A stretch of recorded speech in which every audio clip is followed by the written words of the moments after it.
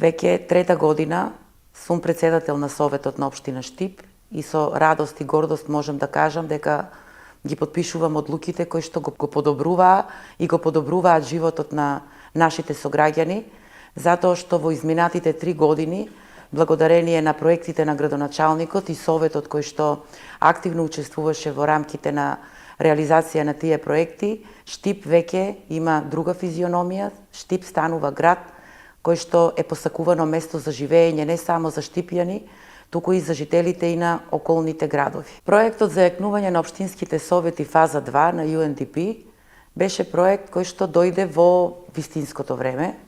Тоа беше почетокот на втората година од нашиот мандат, периодот кој што ни беа потребни на вистина, ние почувствувавме дека ни се потребни некакви дополнителни обуки, од причина што сите ние доаѓаме од различни професионални провиненции, сите ние имаме различни професии, така што почувствувавме потреба дека од одредени области на општественото живење во Штип немаме доволно знаења, така што овој проект дојде во вистинското време. На обуките кои што беа дел од тој проект, на кој што присуствувавме секогаш редовно, ги добивме потребните знаења, стекнавме определени вештини во однос на урбанистичките планови и планирања, во однос на финансиските политики, процесот на креирање и создавање на буџет, читањето на буџетот, концептите за родова еднаквост и еднакви можности, така што сето тоа допринесе Советот да стане многу пофункционален, многу поконзистентен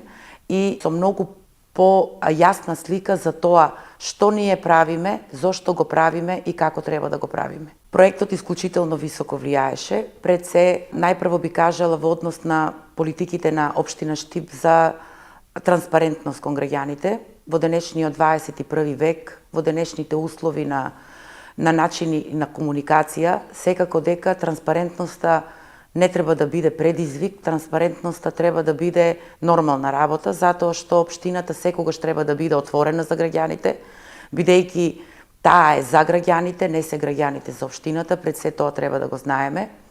Општина Штип има солидно уредена веб страна која што се ажурира на време.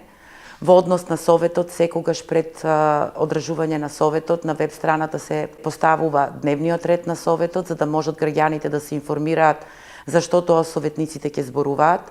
Понатаму, согласно одредбите од Законот за јавен пристап до информации, општината е отворена за секое прашање и за секој еден граѓанин кој што би имал потреба од тоа.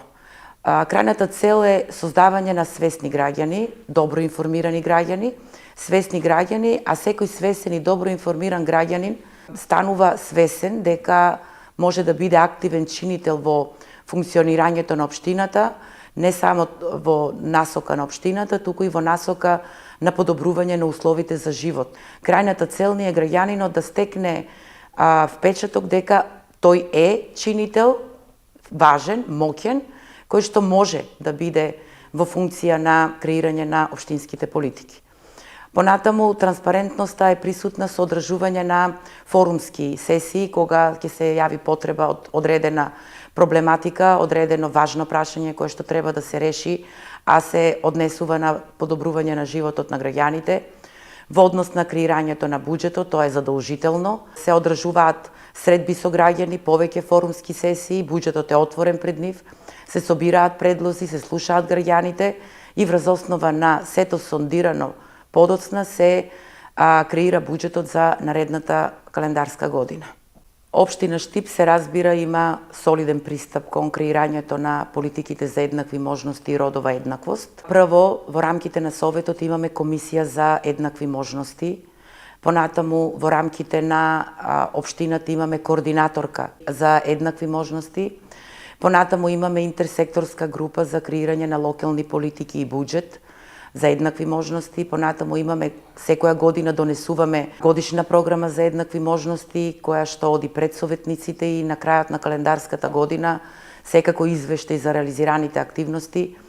Понатаму имаме стратегија за родова еднаквост за периодот од 2021 до 2025 година. Понатаму во сите оние програми кои што се изготвуваат во рамките на општината, секогаш се води многу внимание за родовиот аспект. Програмата за локален економски развој, например, секогаш во методологијата на изборот на проекти по аплицирањето на граѓанските здруженија, во рамките на таа методологија, ние имаме како еден позитивен аспект, го имаме бодирањето на оние граѓански здруженија и оние проекти кај кои што е посебно нагласен тој родов аспект.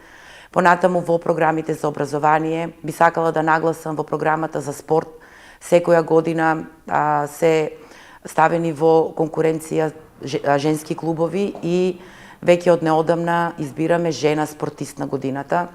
Понатаму во програмите за уредување на градежно земјиште, за комуналните прашања во тие програми секогаш се води сметка за проекти во рамките на кои што би се подобрила инфраструктурата, со што би се овозможил еднаков развој на двата пола, изградба на улици во руралните средини или во приградските населби, јавното осветлување, таму каде што се движат посебно жени. Понатаму од неодамна, пред година и пол, општина Штип после долги години доби јавен градски превоз. На таков начин на жените од поодалечените краишта, од приградските населби, од селските средини, име олеснет пристапот до градот и до институциите кога имаат потреба. Се на се, значи, имаме солидни политики од родов аспект. Тоа ни е предизвик и понатаму. Никогаш не можеме да речеме дека е добро, секогаш може да биде подобро. Еве, например, во рамките на Советот на општина Штип, кој што го водам јас, од 23 советника имаме 11 жени, што значи една солидна бројка на советнички во Советот. Јас еве како жена сум председател на Совет, така што, како што реков пред малку, сериозно водиме сметка. Меѓутоа, она што јас би сакала да го кажам во оваа прилика е дека тој број на жените никогаш не треба да се мери според нешто што е задолжително и нешто однапред дадено, туку на секоја жена што има капацитет, што има желба и способност да работи, треба да и се овозможи без разлика на тоа дали онаа минимална бројка од која што е задолжена да бидат жените присутни на одредени јавни места е задоволена или не. Па граѓаните на општина Штип секогаш знаат да одберат и јас мислам дека граѓаните на општина Штип нивниот избор на гласачкото ливче никогаш не би бил дали е жена или маж, туку сепак мислам дека се доволно политички искусни, посебно во градот Штип, да го одберат вистинскиот кандидат. Граѓаните на прво место.